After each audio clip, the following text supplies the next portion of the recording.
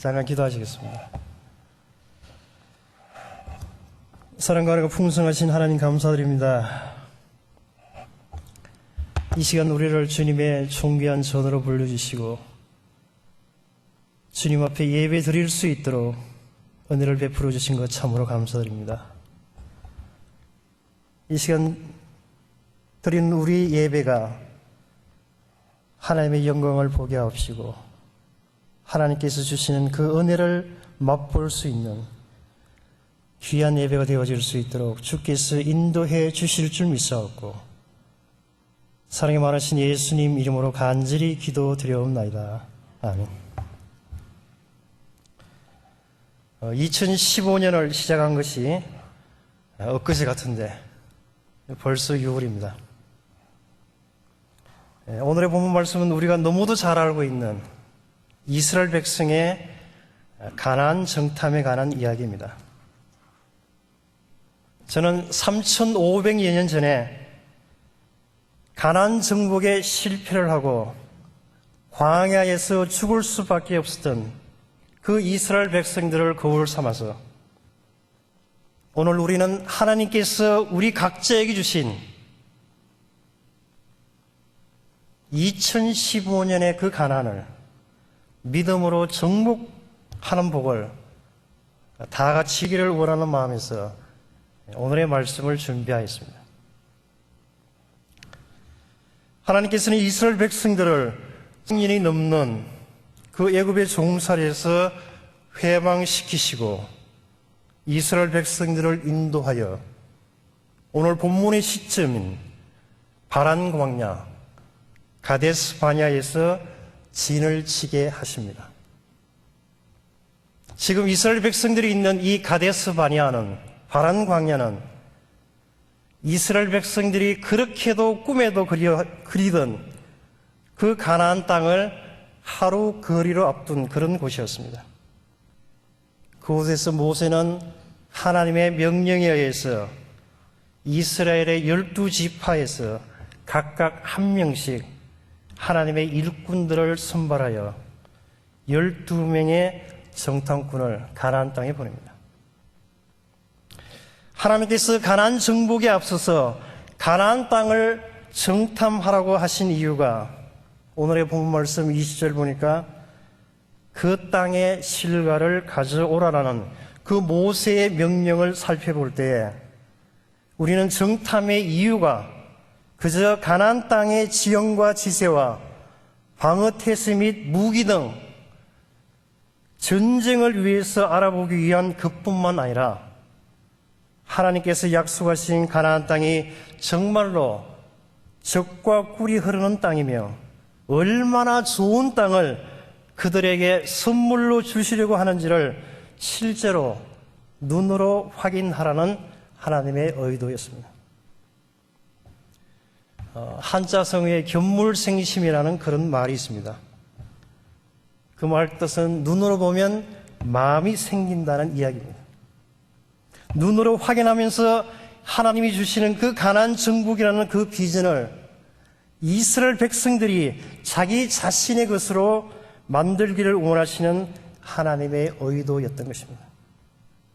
그래서 그 땅의 실과를 가져오라고 모세는 명령하고 있습니다. 만약에 정탐이 전쟁만을 위한 것이었다면 그 땅의 실과를 가져오라라는 모세의 명령을 우리는 이해할 수가 없습니다. 전쟁에서 정복하려는 땅에 실과가 좋은지 나쁜지는 별 문제가 되지 않기 때문입니다. 드디어 40일간의 가나안 정탐을 마치고 12명의 정탐꾼들이 돌아왔습니다. 그들이 돌아올 때 모세의 명령대로 포도 한 송이가 달린 포도 가지 하나를 가져왔는데 얼마나 크고 무거운지 두 사람이 막대기 귀에서 빼어서 어깨에 메고 왔더라고 오늘 본문 말씀 23절은 설명하고 있습니다. 그리고 그 포도를 따온 곳이 에스겔 골짜기라고 그렇게 기록이 되어 있습니다. 히브리 말로 에스겔은 포도송이라는 그런 에스골은 포도송이라는 그런 의미를 가지고 있습니다. 한 마을에 얼마나 많은 포도가 풍성하게 맺히기에 그 마을의 이름을 포도송이 마을이라고 그렇게 했겠습니까? 하나님께서는 그저 그런 시시한 가나안 땅을 예비한 것이 아니라 이스라엘 백성들이 도저히 상상도 할 수 없는 엄청난 축복에 젖과 꿀이 흐르는 그런 가나안 땅을 준비해 두셨던 것입니다.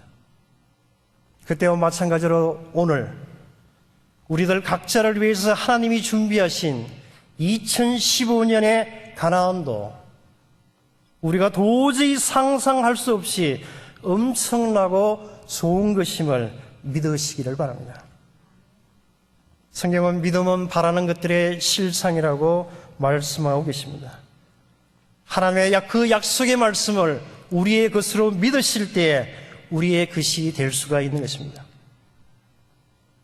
정탐을 마치고 돌아온 12명의 정탐꾼들이 모세와 온 이스라엘 회중 앞에서 보고를 합니다.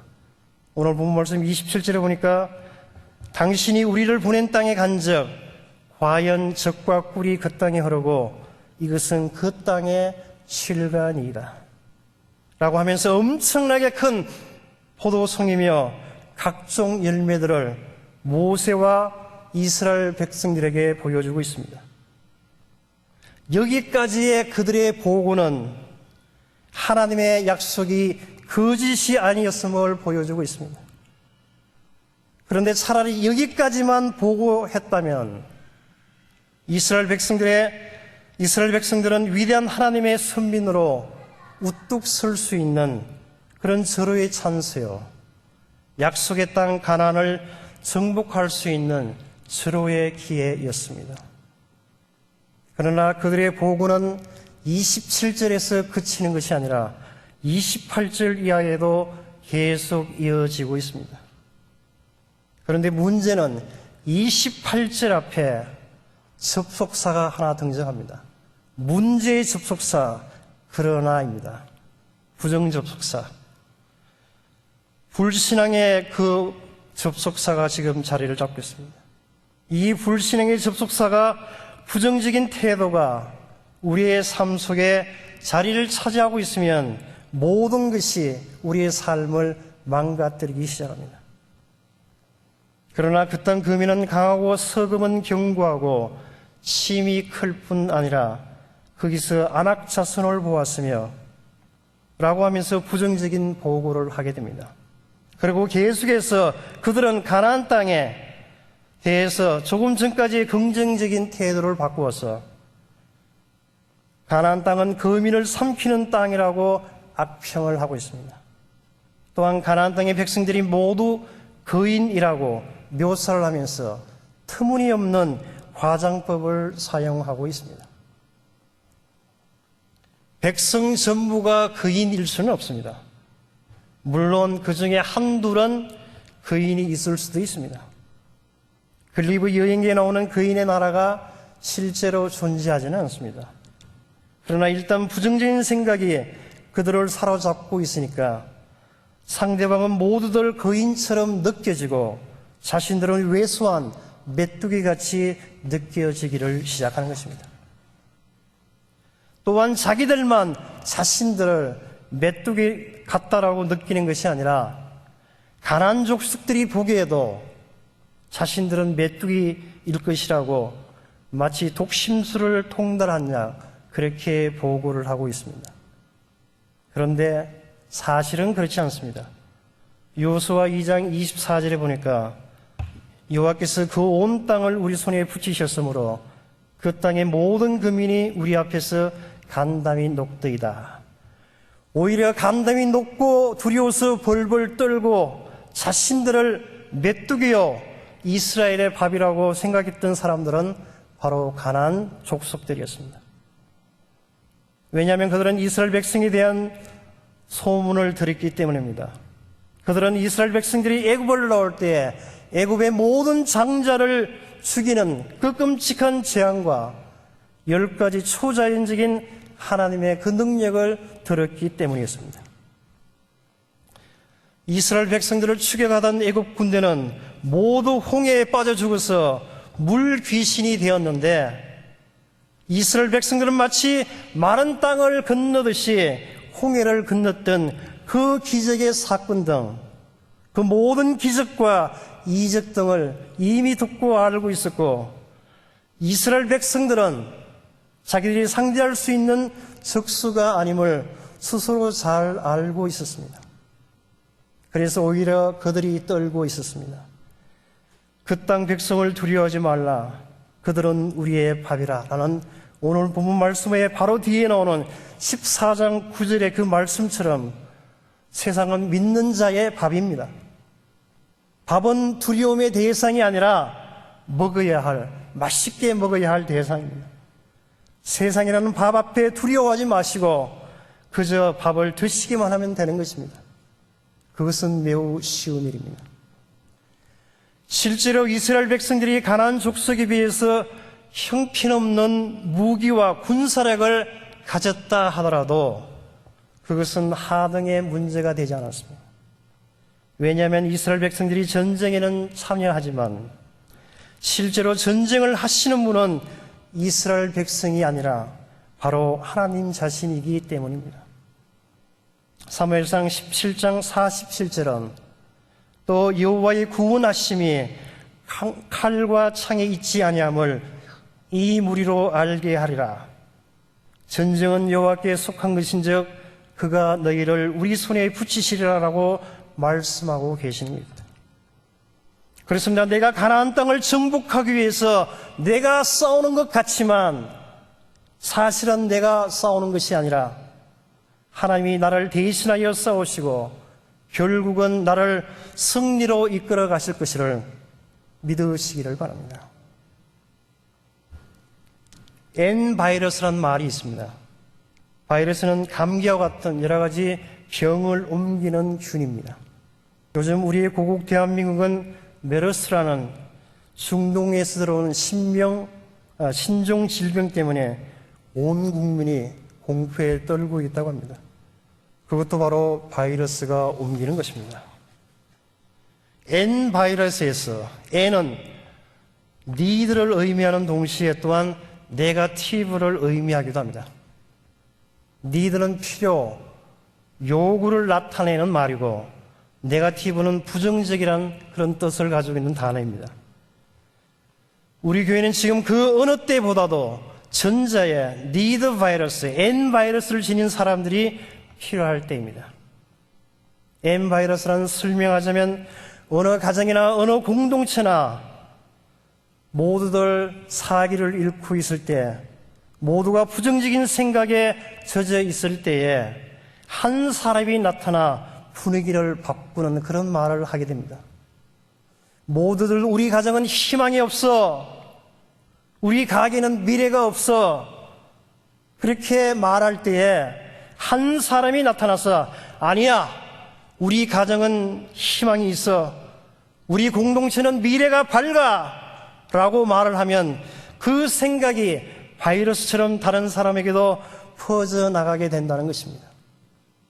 마치 바이러스가 감기를 옮기듯이 그런 긍정적이고 적극적인 생각이 그동안 부정적이고 비관적인 생각에 젖어있던 사람들에게 퍼져나가서 그들의 생각을 바꾸게 된다는 것입니다. 그런 경우를 N바이러스, 니드 바이러스라고 그렇게 이야기합니다. 그러나 N바이러스에서 N이 네거티브란 단어에서의 N으로 쓰일 경우는 반대의 경우가 초래됩니다. 좋은 분위기의 공동체에 어느 사람이 자꾸 부정적인 생각을 말로 퍼뜨리면 그 생각이 전체에 퍼져나가 모두가 부정적인 생각에 젖어들게 되는 것입니다. 파란 광야에서는 불행하게도 후자의 N바이러스, 네거티브 바이러스가 활동을 했습니다. 12명의 정탐꾼들이 가나안 땅을 정탐하고 돌아온 뒤에 그 땅에 대하여 부정적인 생각을 전하는 사람들이 다수파인 10명이었습니다. 2명은 그 땅은 아름다운 땅이라고 말하였으나 이스라엘 백성들은 그런 긍정적인 생각을 받아들이지 않고 오히려 그렇게 말하는 갈렙과 여호수아를 돌로 쳐 죽이려고 하였던 것입니다. 이 경우에 N바이러스, 네거티브 바이러스가 활동을 한 것입니다. 이런 이스라엘의 부정적인 생각 때문에 하나님께서 노하셨습니다. 그래서 그들은 광야에서의 40년의 방황과 약속의 땅 가나안 땅에 들어가지 못하고 광야에서 비참하게 죽어야만 했던 것입니다. 오늘 본문의 내용도 따지고 보면 바로 우리 모두의 이야기입니다. 우리 앞에 난공불락의 장애물들이 펼쳐져 있을 때, 우리 앞에 내가 도저히 감당하지 못할 큰 어려움이 내 길을 가로막고 있을 때 우리들은 어떤 태도를 보여주고 있습니까? 여호수아와 갈렙입니까? 아니면 나머지 10명의 정탐꾼들입니까?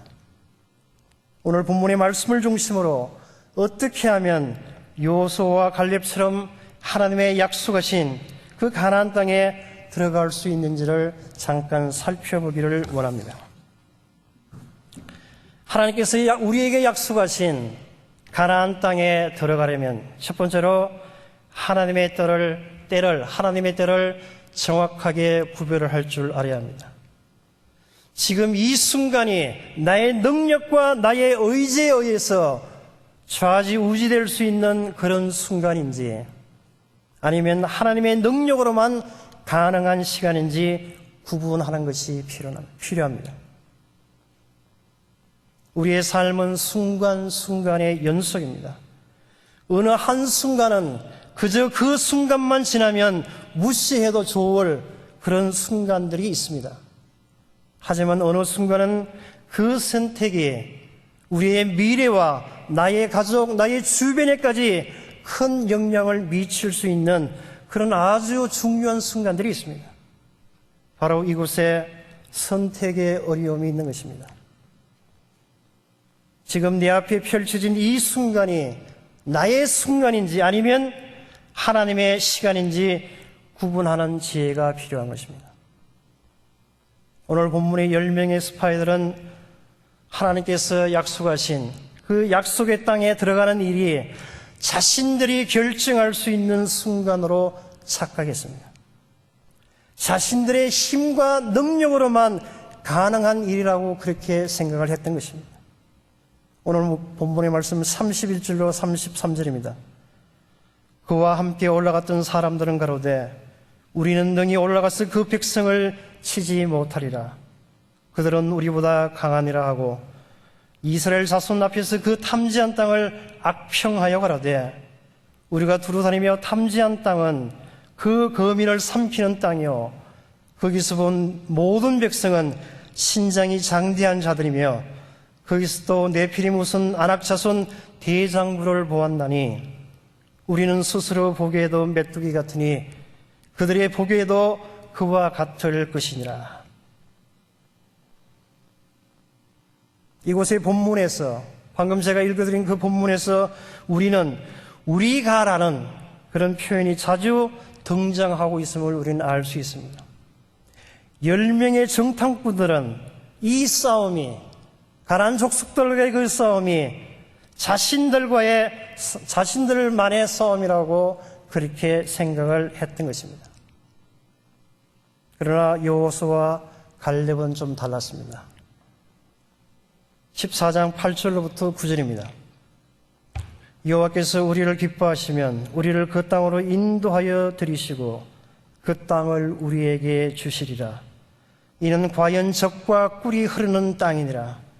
오직 여호와를 거역하지 말라. 또 그 백성을 두려워하지 말라. 그들은 우리의 밥이라. 그들의 보호자는 그들에게서 떠났고 여호와는 우리와 함께 하시느니라. 그들을 두려워하지 말라 하니. 8절에서 여호와께서 기뻐하시면 이라는 그런 표현이 등장을 하고 있습니다. 이 구절은, 이 표현은 이 중요한 순간의 주체가 자신들이 아닌 하나님이라고 그렇게 고백하고 있는 것입니다. 9절에서도 여호와는 우리와 함께 계시느니라는 표현도 우리 혼자만의 싸움이 아니라 하나님께서 함께 하시는 싸움이라고 그렇게 고백하고 있는 것입니다. 그렇습니다. 이 순간이 하나님의 순간인지 아니면 우리의 시간인지 잘 구분할 수 있는 그런 지혜를 가지시기를 주님의 이름으로 축원드립니다. 하나님이 약속하신 가나안 땅에 들어가려면 두 번째로 과거가 아닌 미래를 바라보아야 합니다. 오늘 이스라엘 백성이 하나님의 시간을 놓쳐버리고 잘못된 방향으로 나아간 근본 원인은 과거에 그들의 시선을 두었기 때문입니다. 어려움이 닥칠 때마다 이스라엘 백성들이 보인 반응은 무엇이었습니까? 14장 1절로 4절입니다. 온 회중이 소리를 높여 부르짖으며 밤새도록 백성이 곡하였더라. 이스라엘 자손이 다 모세와 아론을 원망하여 온 회중이 그들에게 이르되 우리가 애굽 땅에서 죽었거나 이 광야에서 죽었다면 좋았을 것을 어찌하여 여호와가 우리를 그 땅으로 인도하여 칼에 망하게 하려 하는고 우리 처자가 사로잡히리니 애굽으로 돌아가는 것이 낫지 아니하랴. 이에 서로가 말하되 우리가 한 장관을 세우고 애굽으로 돌아가자 하며 이스라엘 백성들은 계속해서 과거만 바라보고 있습니다. 뒤만 바라보고 있습니다. 애굽으로 돌아가자. 여러분, 애굽이 어떤 곳이었습니까? 애굽이 평화의 땅이었습니까? 아니면 속박과 고통의 땅이었습니까? 출애굽기 2장 23절은 애굽의 상황을 이렇게 표현하고 있습니다. 여러 해 후에 애굽 왕은 죽었고 이스라엘 자손은 고역으로 인하여 탄식하며 부르짖으니 그 고역으로 인하여 부르짖는 소리가 하나님께 상달한지라라고 기록하고 있습니다. 애굽은 평화의 땅이 아니라 행복의 땅이 아니라 고통과 신음의 땅이었다라고 성경은 이야기하고 있습니다. 지금 이스라엘 백성들은 스스로 자신들을 속이고 있는 것입니다. 진짜로 이스라엘 백성들이 애굽에서 행복한 삶을, 고통 없는 삶을, 그런 삶을 살았습니까? 지금 자신들을 속이고 있는 것입니다. 이렇듯 우리의 과거의 생활, 우리의 생각, 우리의 과거의 습관에 젖어 있는 한 우리에게는 스트레스만 주어지고 앞으로 미래로 나아갈 수 없는 것입니다. 그러면 여호수아와 갈렙의 시선은 어떠했을까요? 오늘 본문 말씀 30절입니다. 갈렙이 모세 앞에서 백성을 안돈시켜 가로되 우리가 곧 올라가서 그 땅을 취하자 능히 이기리라. 여호수아와 갈렙은 올라가자 그리고 취하자라고 그렇게 이야기하고 있습니다. 과거에 대한 집착이 아닌 미래만을 생각하는 것입니다. 만약 우리가 옛집을 무너뜨리지 않는 한 그곳에 우리의 새 집을 지을 수는 없는 것입니다. 우리가 과거에 집착한다면 하나님의 시간이 우리에게 펼치지 못할 것입니다. 갈렙은 우리에게 믿음의 삶의 모습을 보여주고 있습니다. 과거의 사슬을 끊고 미래로 나아가야 한다는 것을 잘 보여주고 있는 것입니다. 하나님이 약속하신 가나안 땅에 들어가면 세 번째로 우리는 우리 앞에 놓인 장애물들을 믿음으로 극복해야 합니다. 하나님의 시간들 속에는 항상 위험이 수반됩니다. 이 위험은 우리가 그동안 알지도 보지도 못했던 그런 거인들일 수도 있습니다.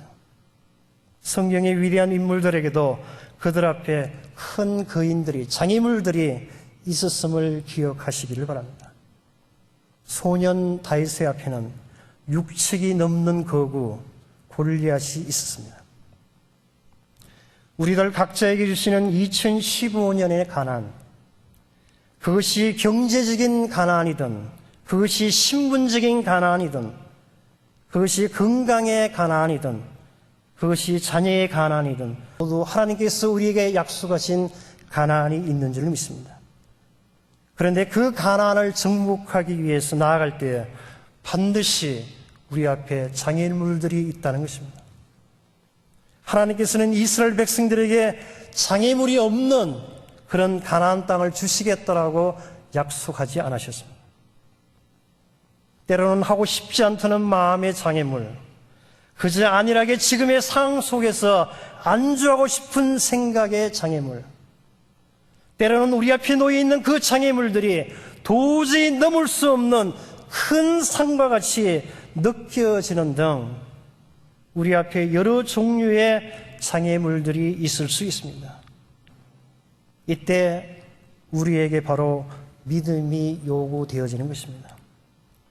하나님께서 우리와 함께 하신다면 우리에게 승리를 주실 것이라는 그런 강한 믿음이 그 장애물 앞에서 우리에게 필요한 것입니다. 갈렙의 그 믿음의 고백을 한번 들어보시기를 바랍니다. 여호수아 14장 12절 말씀입니다. 그날에 여호와께서 말씀하신 이 산지를 내게 주소서.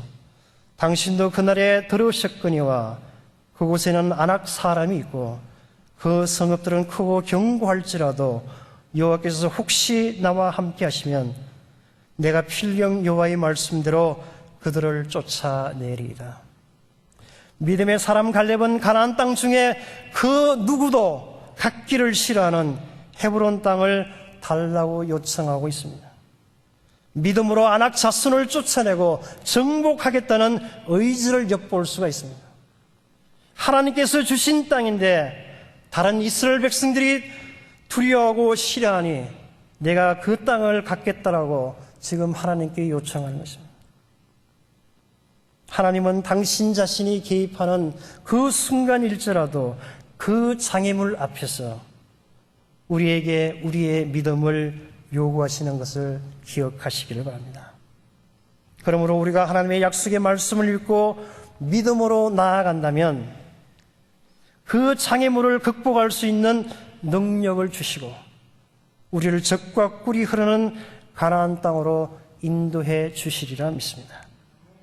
그러한 믿음으로 2015년에 우리 각자에게 허락하신 그 약속의 땅, 가나안 땅을 정복하시는 저와 여러분이 다 되시기를 주님의 이름으로 간절히 축원드립니다. 다 같이 기도하겠습니다. 하나님 감사드립니다. 2015년을 시작한 지가 엊그제 같은데 벌써 6개월이라는 시간이 흘러가고 있습니다. 2015년을 시작할 때 하나님께서 우리에게 주신 각자의 가나안이 있는 줄 믿습니다. 지금 우리가 그 가나안 정복을 눈앞에 두고 우리의 모습은 어떤 모습을 취하고 있는지 성경을 통해서 다시 한번 확인할 수 있도록 해주시니 감사를 드립니다. 10명의 정탐꾼이 아니라 여호수아와 갈렙처럼 하나님께서 함께 하신다면 그 어떤 장애물들도 너끈히 이겨내고 그 가나안을 정복할 수 있을 것이라는 그 여호수아와 갈렙의 그 고백이 우리의 고백이 되어질 수 있도록 주께서 인도해 주실 줄 믿사옵고 사랑이 많으신 예수님의 이름으로 간절히 기도드려옵나이다. 아멘.